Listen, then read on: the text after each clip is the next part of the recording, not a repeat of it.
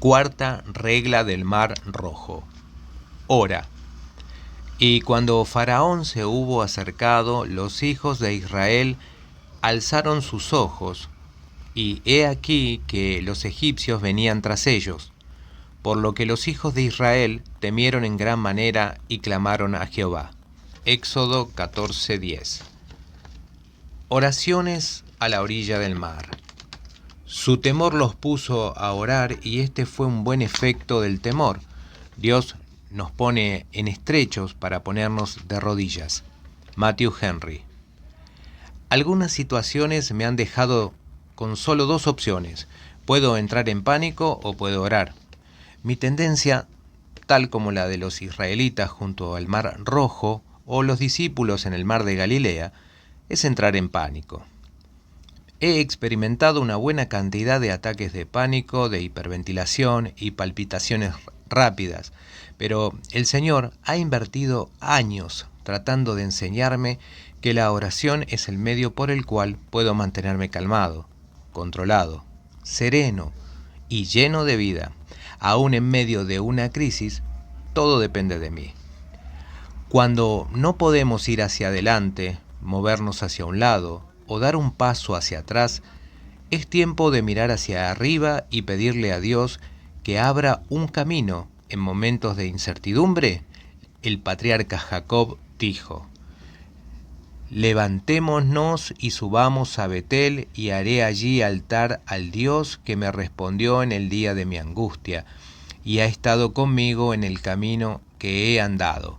Génesis 35:3.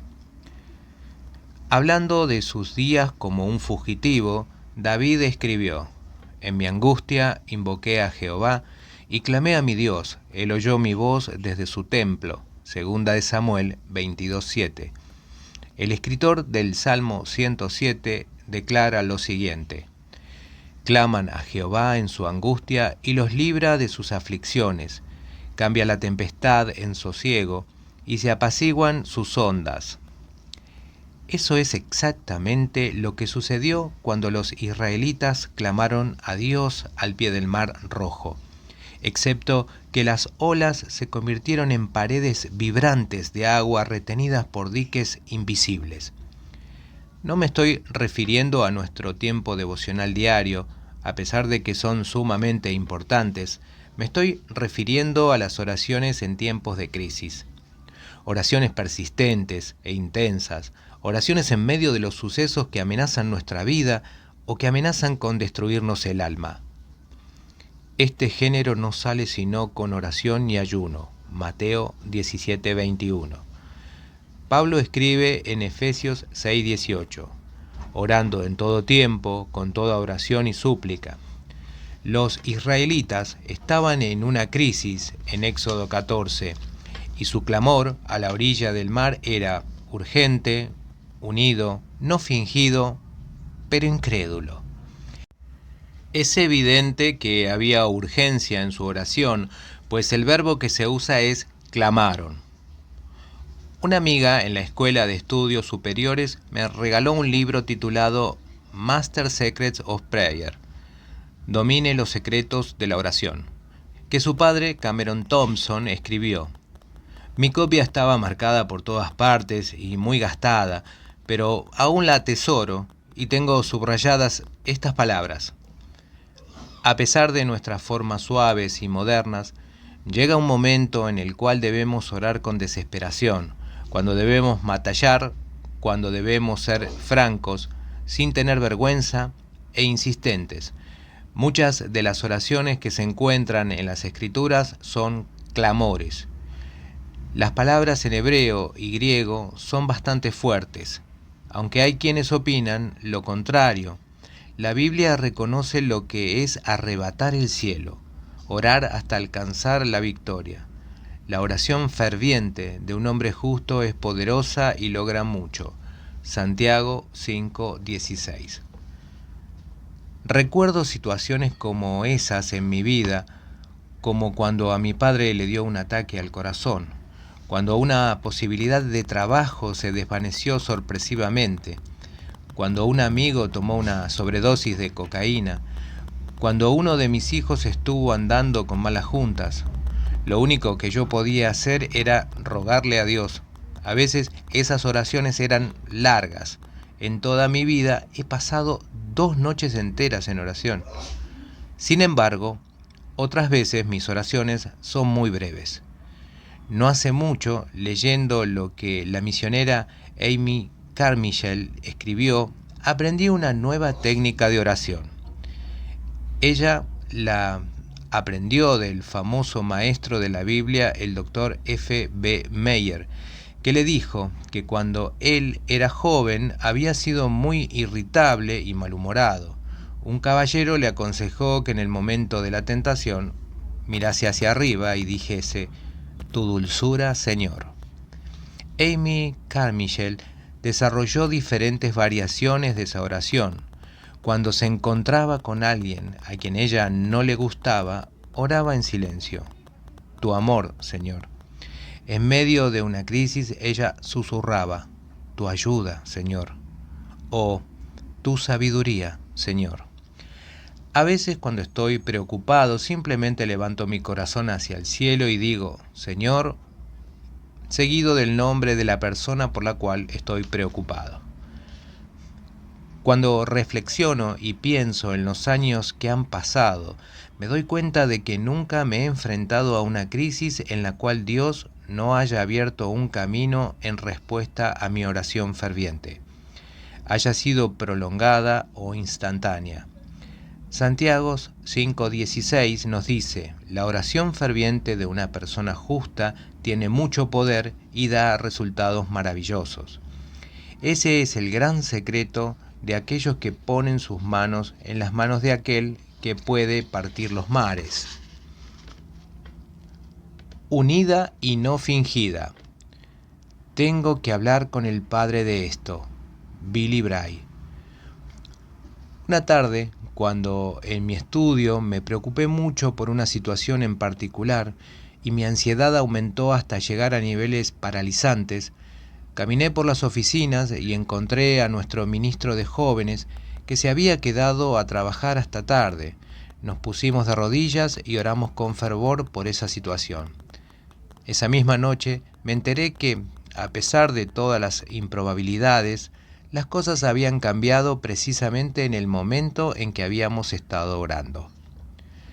No sabría cómo explicarlo, pero siento que si hubiera estado orando solo, mi oración solitaria no hubiera sido tan efectiva como para producir cambio alguno. Pero hay algo poderoso cuando uno ora con otra persona que intensifica la oración y la manda al cielo con mayor velocidad. Aprendemos de Éxodo 14:10 que los hijos de Israel clamaron al Señor.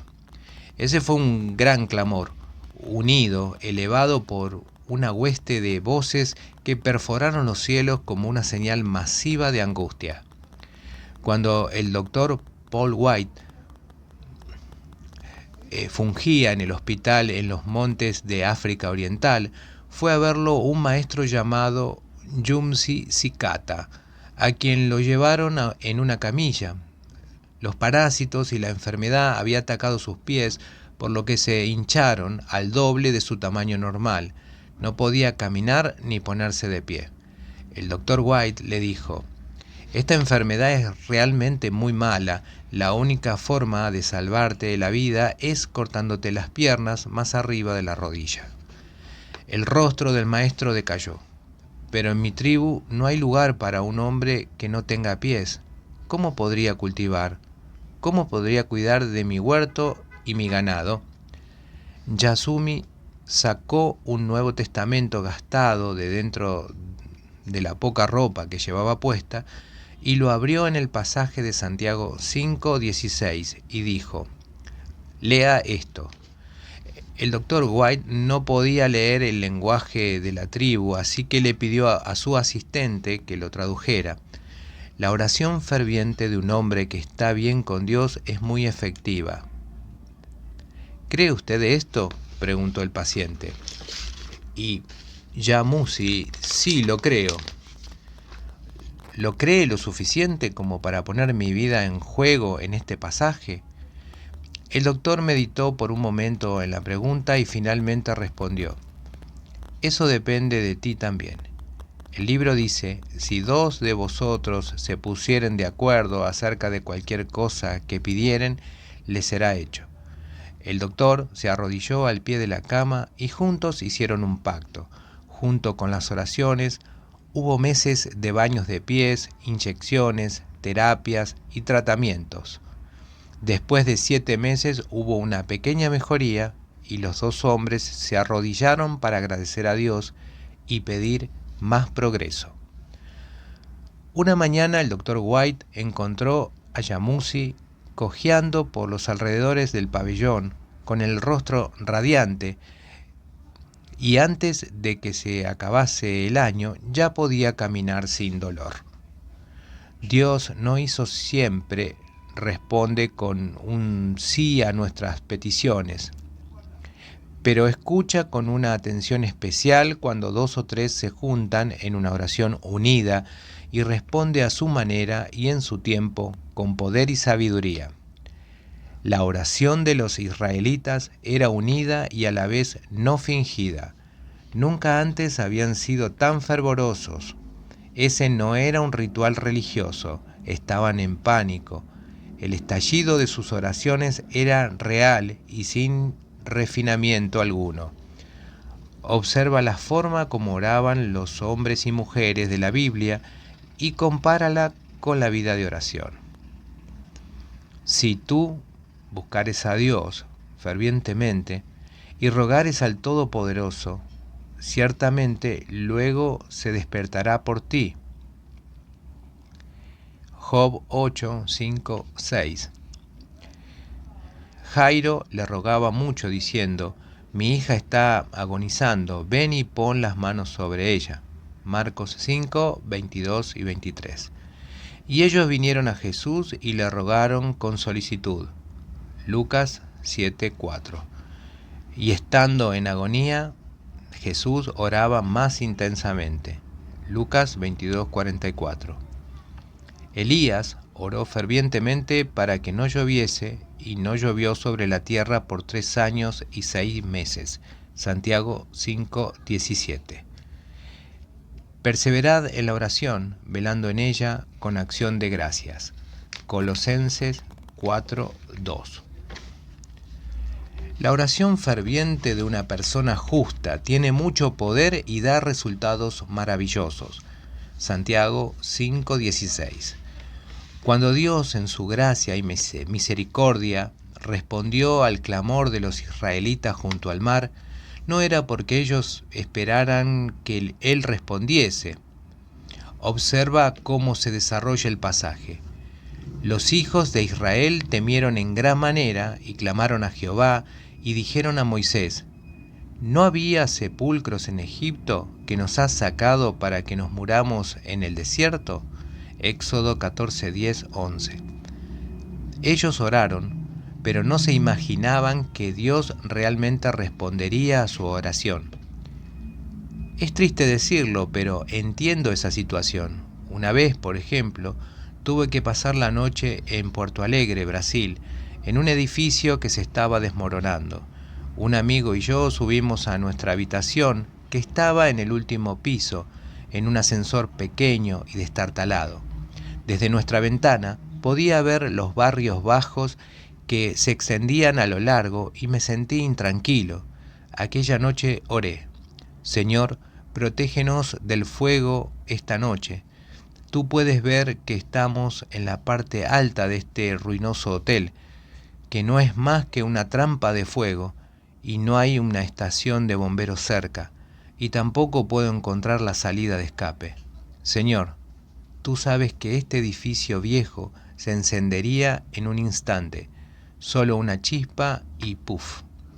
Y Señor, tú has visto todas estas cajas de Marlboro para la venta en las calles, y en este mismo momento este hotel está lleno de personas que se están quedando dormidas con cigarrillos en sus bocas. Cuando terminé de orar, estaba hecho un manojo de nervios, casi no dormí toda la noche. A la mañana siguiente me di cuenta de que mi oración antes de dormirme, había estado enfocada en mis sentimientos negativos, no en la seguridad y las promesas de Dios. Aprendí una verdad importante: a menos que roguemos con fe, nuestras oraciones pueden hacer más daño que bien. Es mucho mejor hacer la oración de fe como la llama Santiago, Santiago 5:15. El escritor puritano Thomas Watson dijo: la fe es la oración lo que la pluma es a la flecha. Ella aligera la flecha de la oración para que vuele velozmente y penetre el trono de la gracia.